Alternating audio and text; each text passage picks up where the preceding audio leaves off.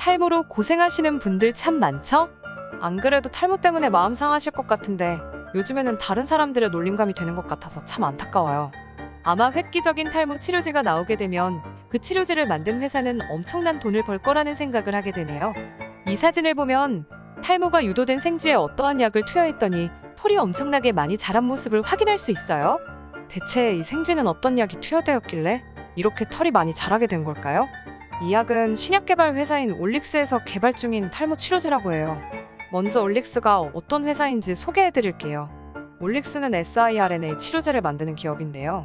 siRNA가 무엇인지부터 알아야겠죠? 우리 몸은 수많은 세포로 이루어져 있고 각각의 세포는 DNA라는 설계도를 가지고 있어요.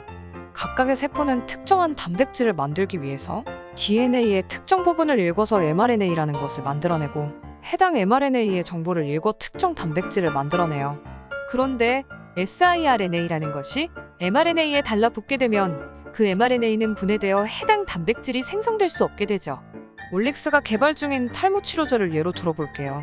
DHT라는 물질과 안드로겐 수용체가 만나게 되면 탈모가 생기게 되는데요. 만약 안드로겐 수용체를 만들지 못하게 하면 탈모가 생기지 않겠죠? 우리 몸의 설계도인 DNA 중 안드로겐 수용체의 정보를 담고 있는 부분을 읽어 mRNA를 만들어내고 이 mRNA의 정보를 읽어 안드로겐 수용체를 만들 수 있어요. 그런데 만약 siRNA가 이 mRNA에 달라붙게 되면 안드로겐 수용체가 만들어지지 않게 되겠죠? 이런 원리로 탈모가 생기지 않게 되는 거예요. 올릭스의 탈모 치료제가 기존 치료제보다 좋은 점은 무엇일까요? 현재 탈모 치료제로 유명한 피나스테리드와 비교해서 설명드릴게요. 조금 전에 설명드렸듯이 DHT와 안드로겐 수용체가 만나게 되면 탈모가 생기게 돼요. 피나스테리드의 경우 DHT의 합성을 억제하여 탈모가 생기지 않게 하는 기전을 가지고 있어요. DHT는 강한 남성 호르몬으로서 기능하는데 피나스테리드에 의해 두피 외에 다른 곳에서도 DHT 합성이 억제될 경우 남성 호르몬으로서의 기능을 하지 못하여 성기능 장애 등의 문제가 나타날 수 있어요. 그런데 siRNA라는 물질은 전달체가 없으면 투여 부위 외 다른 곳으로 잘 분포하지 못하기 때문에 치료제가 딱 두피에만 작용하도록 할 수 있어요. 따라서 올릭스의 탈모 치료제는 두피 외에 다른 곳에서는 작용하지 않을 것이기 때문에 다른 부작용이 잘 생기지 않을 것이라고 예상되네요. 또한 피나스테리드는 DHT 농도 감소 효과가 24시간 동안 지속되는 반면 올릭스 치료제의 경우 안드로겐 수용체 감소 효과가 3주 이상 지속된다고 해요. 따라서 올릭스의 탈모 치료제는 자주 투여할 필요가 없다는 장점이 있어요.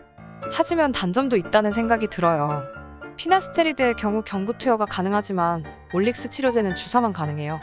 또한 피나스테리드의 부작용은 드물다고 알려졌기 때문에 기존 탈모 치료제인 피나스테리드를 쓰지 않고 올릭스의 탈모 치료제를 실제 사용할 경우는 제한적일 수도 있을 것 같아요.